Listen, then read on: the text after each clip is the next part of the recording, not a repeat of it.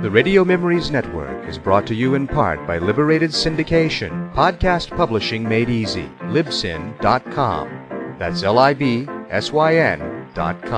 Welcome, old-time radio lovers, to the Boxcars 7-Eleven Old-Time Radio Pod. I am Bob Camardello, your host, and for the next hour or so, your guide, as we travel back in time, back before TV was, to the golden age of radio.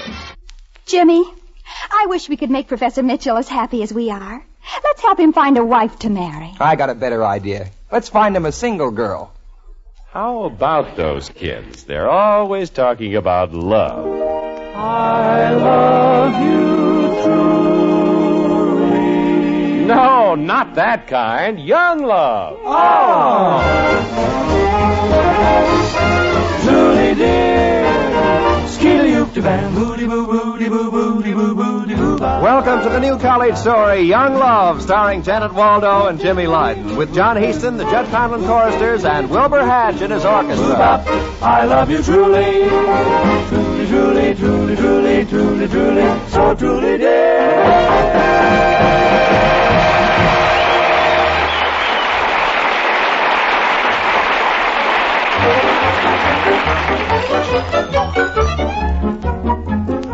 Jimmy, do you know who's here on the campus? Dean Ferguson? No, he's been here for 40 years. I mean somebody famous. Guy Madison? No, a woman. Esther Williams? No, an older woman. Esther Williams' mother. Jimmy, be serious. If it hadn't been for this woman, I might never have married you.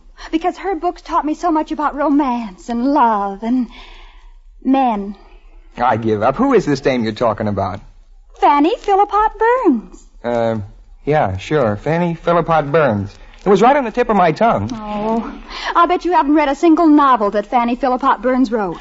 I'll bet you never even heard of Fanny Phillipott Burns. I bet you've never heard of Pee Wee Reese. What did he write? We're even. Jimmy, Fanny Phillipott went to school here at Midwestern. She wrote those great novels, They Seek But Love, and Wrap the Night Around Me. Yeah. Then there's her masterpiece. It's so sensitive and delicate and fragile. Softly Flows the Monongahela. What's it about? Pittsburgh. Just think, Jimmy. After her lecture tonight, maybe we can meet her in person. Oh, you're kidding. After I've sweated through lectures since 8 o'clock this morning? You can't drag me out to one tonight. I don't want to listen to any stuffy old novelist. What would you rather do? I know I got an answer for that. Jan, I thought maybe we'd go for a walk down by Mirror Lake, and get better acquainted. Well, we could get better acquainted while we're listening to Fanny Phillipott Burns. Fanny would be a distracting influence. She's an authority on things like getting acquainted. Well, so am I. Ask me some questions. On this subject, I'm Phi Beta Kappa material. Jimmy, she's my favorite novelist, and I just couldn't miss seeing her in person. Okay, go to your old lecture. I'll be down by Mirror Lake getting acquainted by myself.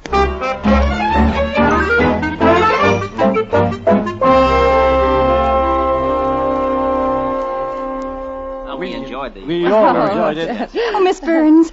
Oh, I want to tell you that I just loved your lecture. Why, thank you, dear.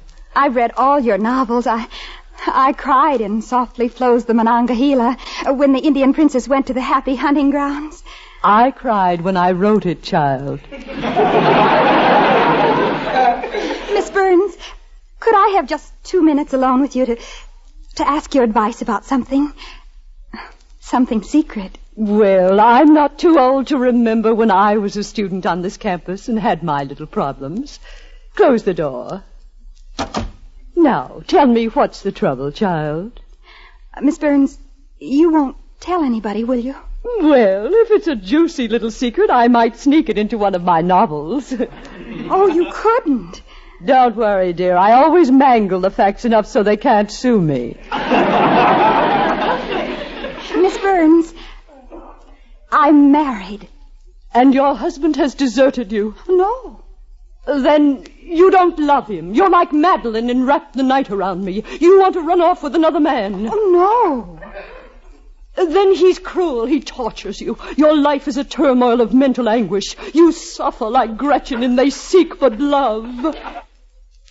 Oh, no, Miss Burns. Jimmy is very sweet and nice, and we're very much in love. You know, this is pretty dull stuff. But we have to keep it secret. I'm on a scholarship that's just for single women, and Jimmy promised his father he wouldn't get married until he was a bachelor of arts. And you're asking yourself, did you do the right thing? Yes. Miss Burns, do you think we should have waited? He's at the fraternity house, and I have to live at the girls' dorm, and... well, I don't even know if he snores or not. Well, I will answer your question by telling you a story about a little girl, much like yourself, who attended this university many years ago. Yes? She fell in love with a man here on this campus. There was a difference in their ages, and she thought she would be prudent, deny her love and wait. They drifted apart, and that little girl was left alone with a lamp, a typewriter, and a hollow thing called fame. It was you, Miss Burns. How did you guess? Do you know why I've returned to Midwestern? Not to lecture alone. That little girl has come back to claim her first love. Oh, are you really marrying somebody here at Midwestern? Mm-hmm. I can't possibly tell you who it is, but he's proposed to me, and I've agreed to become his blushing bride. Oh, Miss Burns, can an old married lady like me wish you much happiness? Oh, thank you, child. You can read all about my honeymoon in my new novel, Other Mornings, Other Noons. You've written all about your honeymoon even before you've had it? Well, my publishers thought it would be better copy that way. What does the title mean? Other Mornings, Other Noons. Who knows? Nobody buys a book these days if the title makes sense. Anyhow, it'll be out in September, and it's $2.85 COD. And I just happen to have an order blank with me.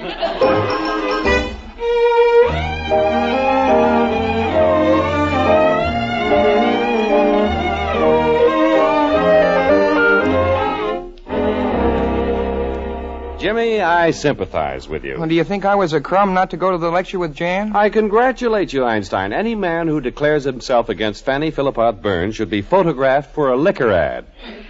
I stayed at her lecture for 10 minutes, but that was all I could take. My stomach got unsteady. Isn't she supposed to be a great novelist? Fanny Philipot Burns couldn't write her way out of a paper bag. In her novels, all the women suffer, all the men are heels, and all the writing is from hunger. You don't think much of her, do you? I'll say this much for her. She punctuates beautifully. Brother, what Fanny Philipot Burns has done to the English language shouldn't happen to Sanskrit.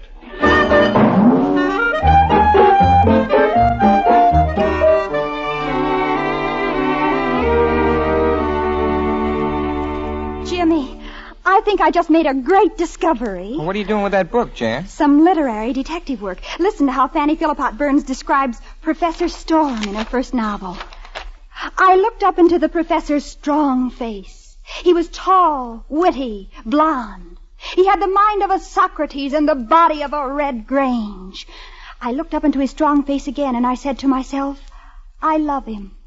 This is the man I love. I love him. I love him. Yes, I love him.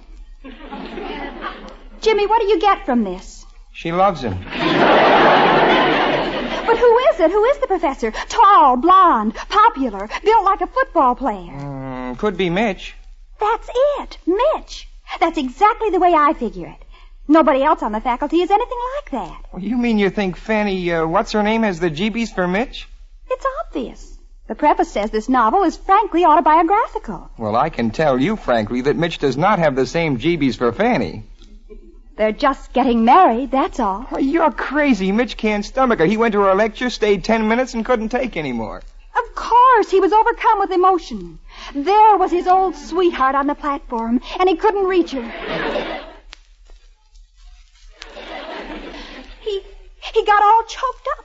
Well, that isn't exactly the way Mitch put it. Jimmy, it all adds up. Mitch stood up with us and helped us with our wedding plans. Now we've got to do the same for him. Jan, honey, where did you get all this marriage talk? I got it straight from the horse's mouth. Fanny told me.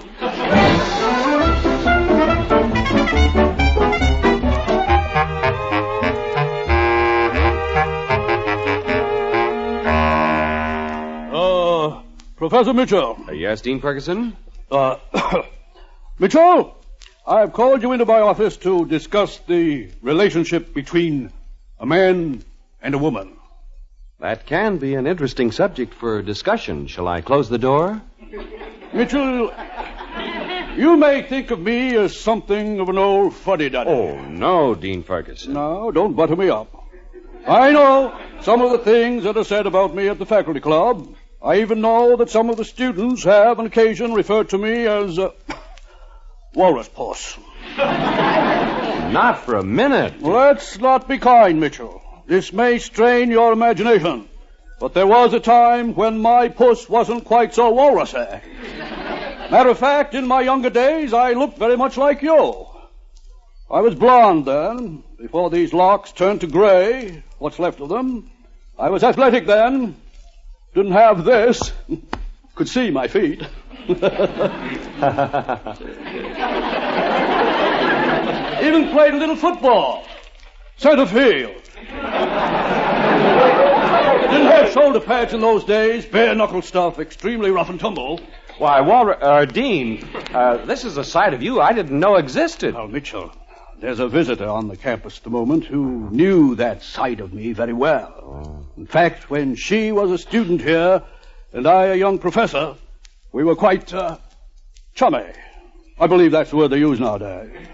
Fanny Philipot Burns. How did you know? Well, I just put two and two together. You don't think that anybody else? I mean, there aren't any rumors afoot. Do you think anybody suspects? I don't think so. Fanny was a little indiscreet in one of her first novels. Have you read They Seek But Love? Yes. You like it? I loved it. Mitchell, I may as well let the cat out of the bag. I am the handsome, dashing, muscular Professor Storm. Please don't tell anybody. Well, your secret is safe with me. Now, after 19 years, I've asked Fanny the question I should have asked her 19 years ago, and she's accepted me. After 19 years. Sounds like a red-hot thing. Now, mind you, I'm proud to have Fanny as my bride, but there are factions among the trustees who would consider Fanny a woman of notoriety. So I feel we should keep our marriage a secret until President Wrightson decides what he's going to do about his health. Well, what does President Wrightson have to do with it? Well, of course, we're all disturbed about President Wrightson's illness, but he is an older man. And if his health should take a turn for the worse, my name has been mentioned as a possible successor as president of the university. Aha! Gotcha. We don't want Fanny to stand in the way of your being President Ferguson. It does have a nice ring to it, doesn't it? Yeah. But I can hardly ask the dear girl to wait any longer. Hardly. Mitchell, I need your help. Would you scour around, quite discreetly, of course, and find a suitable marrying official, arrange the time and place, and stand up with us? In short, I'm asking you to help Fanny and me get hitched.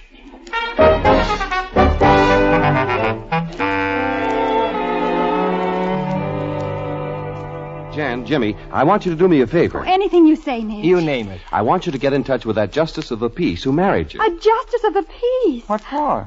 A wedding. What do you think? I want to register a horse? Oh, don't you worry about it, Mitch. You've got enough on your mind. We'll get him for you. Leave it to us. Swell, kids. See if he can come to my apartment tomorrow afternoon at 4 o'clock. We'll get him. He'll be there. Great. Hey, keep this kind of on the QT, huh? Sure thing. See you later. So long, Mitch.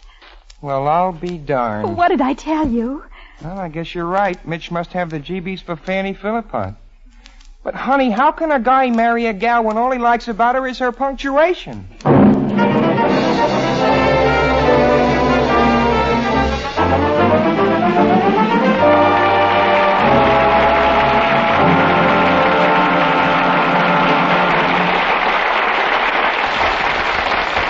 In just a moment, we'll rejoin Jan and Jimmy in Young Love. Yes, it's Monday night again. Time for another Breakfast with Burroughs just a little later this evening. That's Abe Burroughs. He gets up late. But tonight, Abe will surely be up for breakfast because the birdie will wake him. A most famous little bird. The one that lovely songstress Evelyn Knight has made so popular. Yes, Evelyn Knight will be Abe Burroughs' guest tonight. So, for some swell singing and some masterly wit, don't miss tonight's Breakfast with Burroughs on most of these same CBS stations.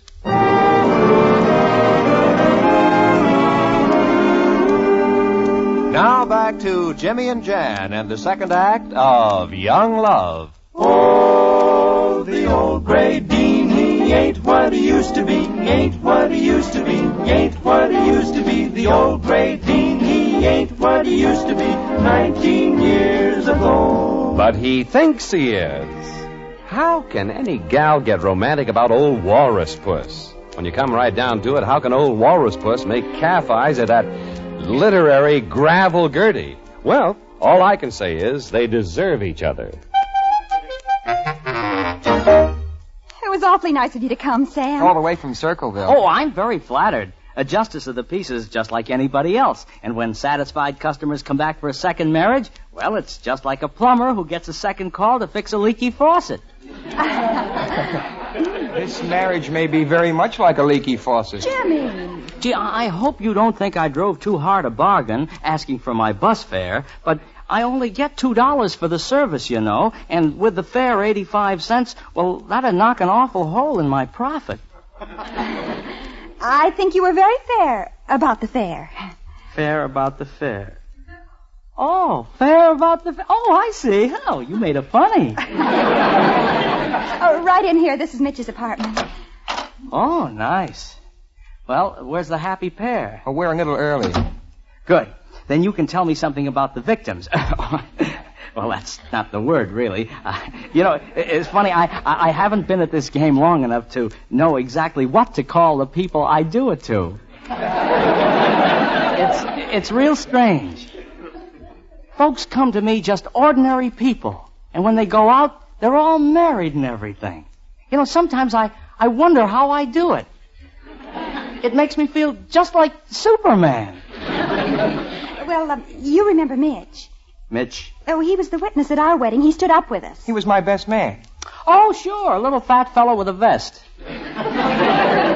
No, Mitch is tall and blond, and he has shoulders like a football player. Oh, well, I'll know him when I see him. How about the bride? Well, Fanny Philippot Burns. Fanny Philippot Burns? The eminent novelist? Well, she writes books. Well, she's my favorite authoress. Didn't she write Wrap the Monongahela Around Me? Something like that. Gosh, you know, I've heard that some people swoon about movie stars like Frank Sinatra and Betty Grable, but any day of the week, give me Louis Bromfield and Fanny Philippot Burns. Oh. Is she really so great? Great? Why, she's the Charlotte Bronte of Pittsburgh. Well, that's exactly the way I feel. And to think she'll be Fanny Philippot Burns Mitchell. Gosh, I'm so nervous. Do you know this is going to be the most famous wedding since Rita Hayworth married that Allie Cohen?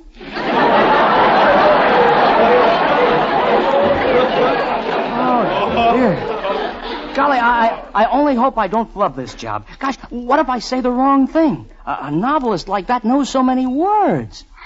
Gee, Jimmy, at a time like this, I realize how lucky we are. Yeah. Just think. For 19 years, all she had was a typewriter. Oh, I'm so nervous. I'm just so nervous. Oh, I know what'll smooth over everything. I'll put on some music. Every wedding should have some music. Good idea. Do you suppose Mitch has the wedding march in his record collection? I hardly think so. It's not the kind of thing you use every day. Well, here's Bop Me, Mr. Basie with a basic bounce. No, I don't think so. Well, here's the Missouri Waltz. But Mitch is from Michigan and Fanny is from Pittsburgh. Not only that, I think she's a Republican. Oh, here they are. Oh, my goodness, I'm all pit-a-pat. Oh. Come in. Good afternoon. It's the bride. Oh, Miss Burns. Yes? Miss Fanny Burns. Yes? Miss Fanny Philipot Burns? Yes? May I touch you? Where?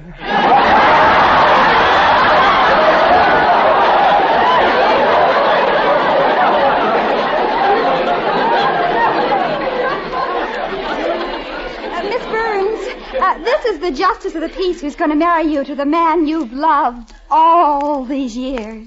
Well, don't make it sound quite so long. Miss Burns, I do want you to know how thrilled I am, and I hope I'll do it all right. My name is Sam. Sam. How romantic. Oh, I'm so nervous. What are these two children doing here? My fiancé told me this was going to be a private and secret ceremony. Oh, don't worry. We won't give your secret away. He stood up for us, and we're going to stand up for him. He was at your wedding, and he's known all along about you two. Oh, sure. Your bridegroom's a real hep guy. Hep? Hep? Oh, maybe I've got a surprise coming. Maybe he's better preserved than I thought.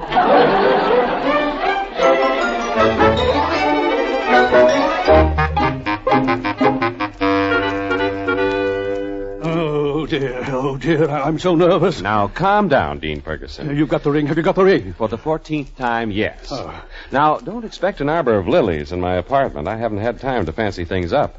I don't even think the bed's made. Don't worry about it, Mitchell. Have you got the ring? What would you do if I said no? Please, Mitchell, I'm in no condition for levity.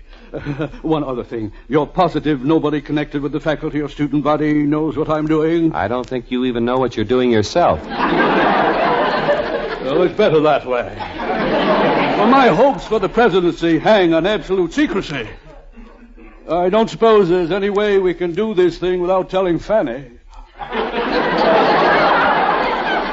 That would be tough. She's not very good at keeping secrets. Have you got the ring? Come on in, Dean. Let's get this over with before I do lose it. Hi, Mitch. Hello, Mitch. Oh, hello, Dean Ferguson.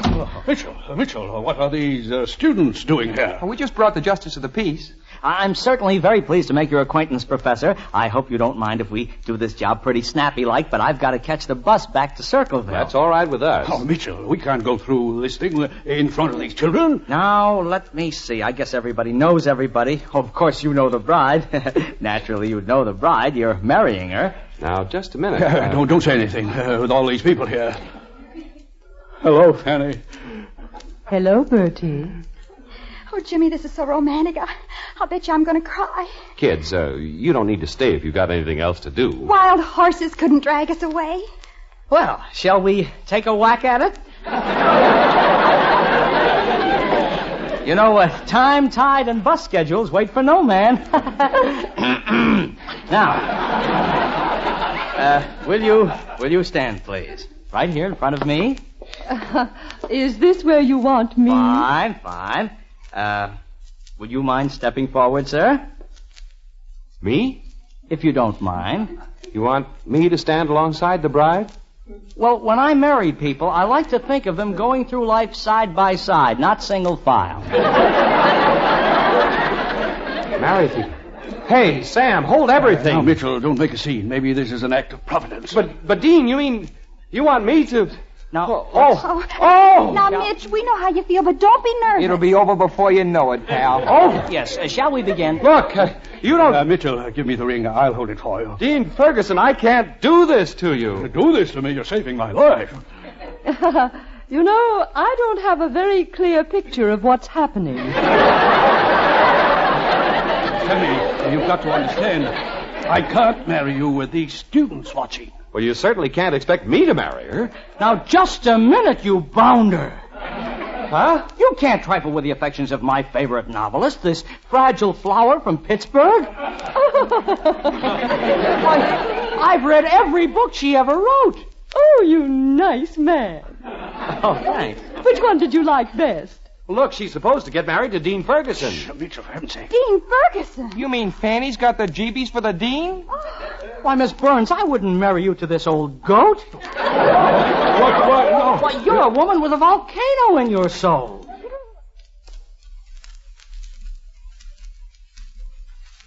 What a nice way of putting it. Young man, you should write. Well, I've got all kinds of swell ideas. You know, for a long time I've been wanting to write a novel about some people, and they're together, see? And I haven't figured out exactly what happens after that. But I've got to... What? Write your novel someplace else. Oh, I'm sorry. Well, let's get down to fundamentals. Who's marrying who? We could flip. Miss Burns, you ought to have some say in this. Oh, I wouldn't dream of interfering. This is more exciting than reading one of my own books.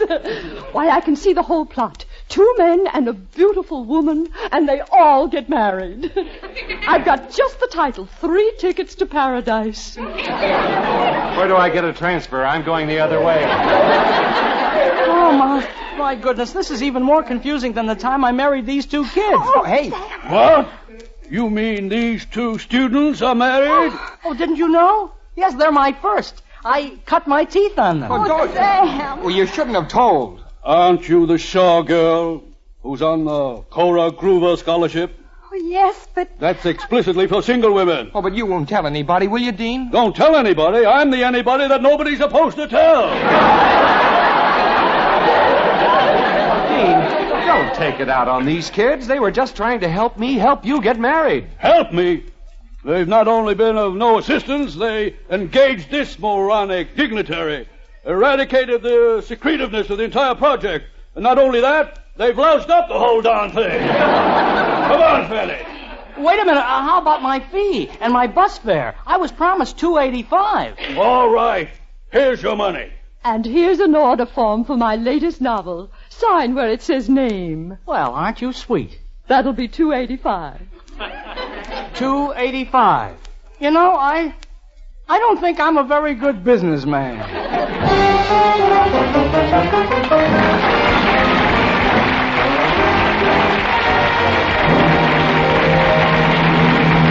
We'll return to the campus of Midwestern University in just a moment. You know, it's no picnic when they leave it to Joan Davis, that is, but somehow they do. And tonight, Joan manages to get herself hilariously lost on a picnic and treasure hunt for her fellow department store employees. If you're ready to laugh, stay tuned now for Leave It to Joan, starring Joan Davis, who'll be along on most of these same CBS stations immediately following Young Love.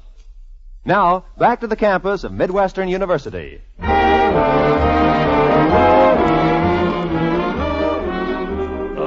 Sit down, Mr. Lewis, Miss Shaw, or perhaps I should say Mr. and Mrs. Lewis. Dean Ferguson, I know why you called us into your office, and I don't care what you do to me. Kick me out of school if you want to, but don't do anything to Jan. Oh, no, Dean Ferguson. I know you'll have to take away my scholarship, but don't blame Jimmy. Oh, very noble, very commendable, but I want you to know that I intend to do something that I have never done in my 40 years in the academic world. I intend to blink. Blink? Blink? Blink. I intend to blink at the fact you 2 children are married. Oh, Dean. However, I expect the 2 of you to blink back.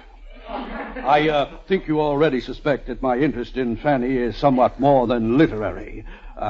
You might as well know the thing whole hog. Last night, we drove over to East Liverpool and found a justice of the peace in his right mind. And now you're Mr. and Mrs. Fanny Philipot Burns Ferguson. Yes. Oh, congratulations, Dean. I hope you'll be as happy as we are. Well, that's really why I called you in. You see, we have to keep our marriage secret. Now, since Fanny's living at the hotel and I'm staying at the faculty club, well... Well, it's the same way with us. I'm at the fraternity house And I'm at the girls' dorm. I know. That's why I need your advice. Kids, how do you swing it?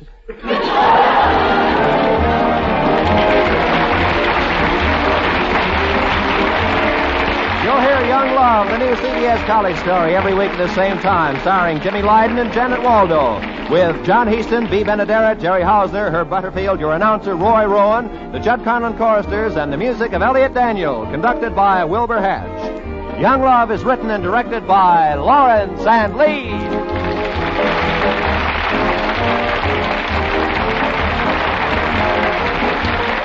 This is CBS, the Columbia Broadcasting System.